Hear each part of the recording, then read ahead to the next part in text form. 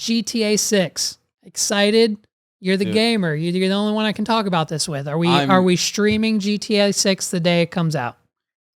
I'm gonna try to stream GTA 6. It's, dude, there's so many things going on with GTA 6 that I'm like on. But like what? Like the fact that so I don't know if you know this, but T-Pain actually got. He's in. Yeah, he's in the game. He can't even talk about it. Yeah. He can't even talk about GTA 6 because he's in the game. Yes. Hell yeah. And he was streaming the GTA 5 roleplay shit, but he had to stop because he got in the game. Right. Only to find out that Rockstar contracted the company that is hosting the roleplay to be able to put it in GTA 6. So, and there's also like so it's not T-Pain, it's just the company, or T-Pain's going to be in it, but there's a separate company that handles like the online roleplay servers, and T-Pain was working with that company, and then he had to stop because he is in the actual game. I see. And the other thing that I'm not really liking about GTA 6 is this. Now, this might be rumors. I don't know it for sure, but Rockstar has gone on records that they want to charge more for the game. And well, I heard they wanted to charge for like online. Yes, like because by like the minute or something crazy. Yeah. But like obviously that I'm sure that won't happen. But I don't think so either. But now they're requiring their subscription service. Okay.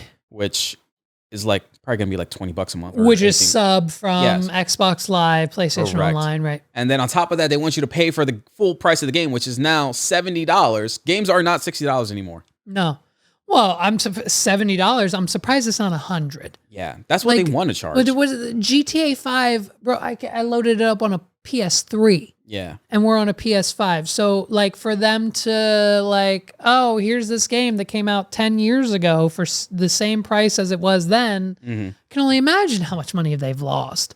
Now I know how much money they've made, but like, sure, if you can make an instant $30 million off the original nut because you're charging 70 instead of 60, and then set that precedent standard for the rest of the gaming industry, yeah, it fucks us. But why should we give a shit when Rockstar's making $1 billion a year on GTA 5 when it came out 10 years ago, let alone GTA 6? Yeah, the way that I see it, either way, Rockstar is going to get their money one way or another. Yeah, whether it be through the GTA Online or the actual main game. I know this game is going to be big because it's supposed to be bigger than GTA 5 in terms of the map, but it's just the shady business practices that I'm not like falling behind, because there's a lot of companies that are doing shady business practices when it comes to game development. EA being a notorious one, and also Ubisoft. Like as in, as in what? Like microtransactions Microtransactions and online use. So, but I thought Fortnite broke all that. I thought Fortnite created the free model with, if you want this skin, you don't need it. You don't need to pay to be number one to win a match. But if you do, you do. And that's obviously people do. Yeah. I thought that was where we're at. Fortnite did do a lot of great things, especially with a lot of the collaborations. Yeah. Like I'm surprised Fortnite has lasted as long as it has.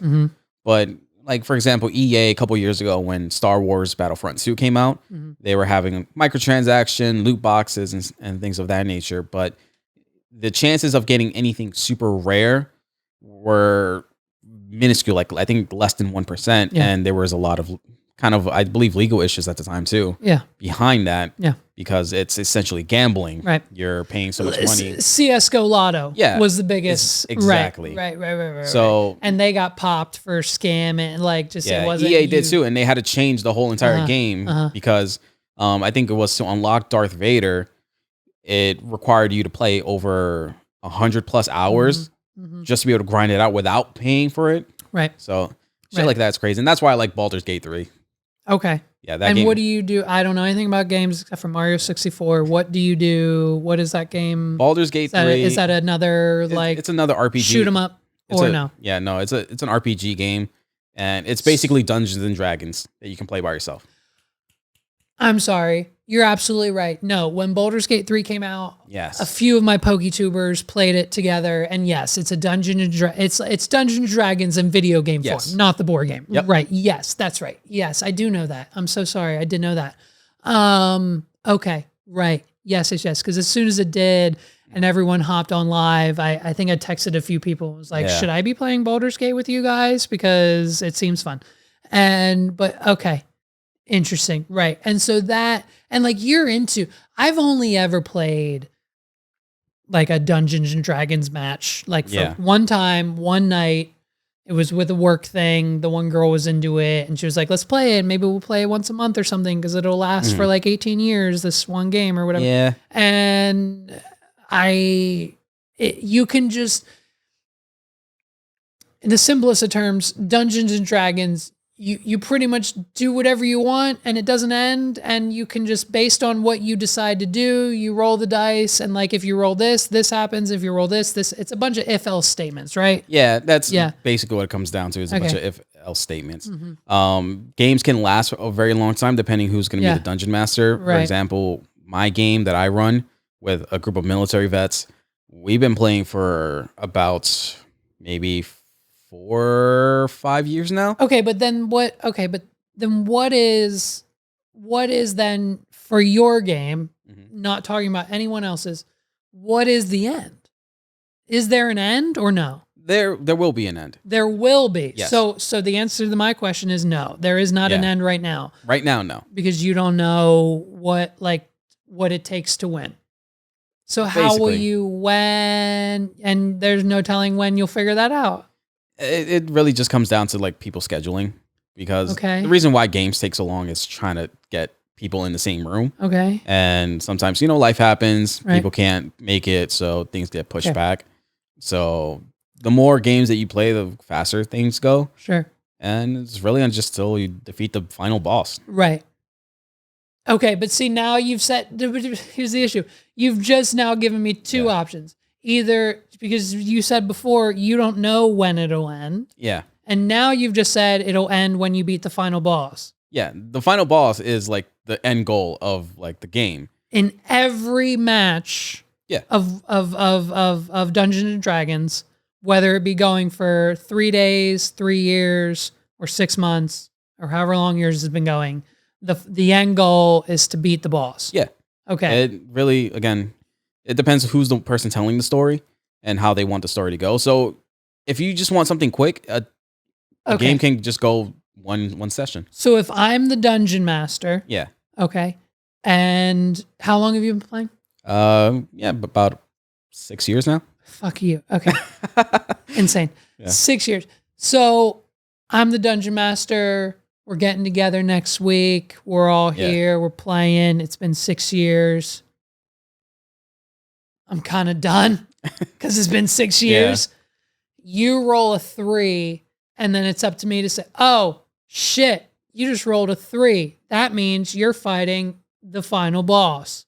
And like, that would be it. Yeah, it can happen. Yeah, it could definitely happen. Okay. So whoever the dungeon master is of each game, does that change from time to time? Is it you one week, them the next week? Or is it just from the beginning, you are it, and then that's it?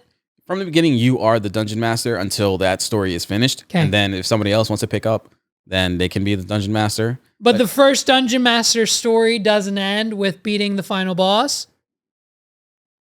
Doesn't have to, unless they want to. Oh my fucking God. So that's the beauty of Dungeons and Dragons. So like the story can continue if the dungeon master wants to just keep adding bullshit onto the end. So basically, what you're saying is Dungeons and Dragons is the same thing as Doctor Strange in the multiverse. Exactly. You never fucking know.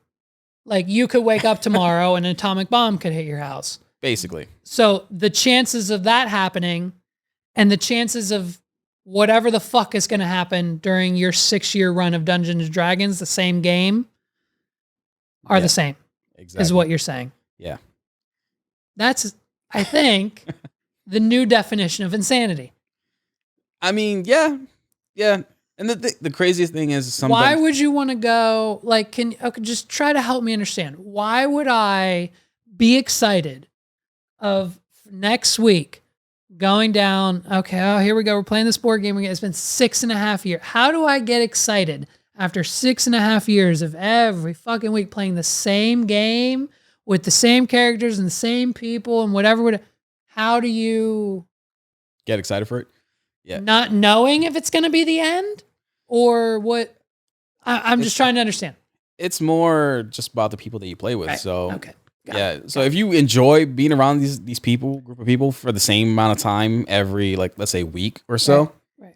then it makes it exciting because, you know, you're bullshitting around, you're having fun. Got it. Sometimes during the game, somebody might be doing some dumb shit. Right. So it's just all about hanging with you know, the right group of people. I got it. Yeah. I get it. And that's what playing Dungeons and Dragons is all about. Yeah. Realizing that it's beyond the game. Yes. It's not about the game. It's about the location, the people, the situation, having fun, the time that you're not spending doing this or that. Okay. Yeah. It's a nice little escape. It's a mindset. Yeah. It's an escape. It's a thing to do. Exactly. Okay.